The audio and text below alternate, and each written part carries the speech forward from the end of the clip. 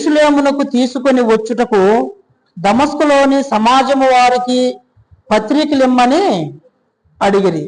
అతడు ప్రయాణము చేయుచు దమస్క దగ్గరకు వచ్చినప్పుడు అకస్మాత్తుగా ఆకాశము నుండి ఒక వెలుగు అతని చుట్టూ ప్రకాశించును. అప్పుడు అతడు నేల మీద పడి, సౌలా సౌలా, నీవేళ నన్ను హింసించుచున్నావని తనతో ఒక స్వరము పలుకుట వినును. ప్రభువా, నీవు ఎవడవని అతడు అడుగుగా, నేను నీవు హింసించుచున్న యేసును. వాస్తవంగా మనం సాధారణమైనటువంటి అన్యుల చేత మనం హింసించబడుతున్నప్పుడు వాస్తవంగా ఎవరిని హింసిస్తున్నారు చెప్పండి?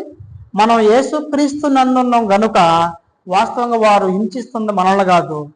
ఎవరు చెప్పండి? అక్కడ ఏం రాస్తుంది? పౌలు చాలా మందిని మందిరానికి వచ్చేవారిని హింసిస్తున్నాడు. యేసు ఏమంటున్నాడు ఇక్కడ? నీవు హింసించుచున్నా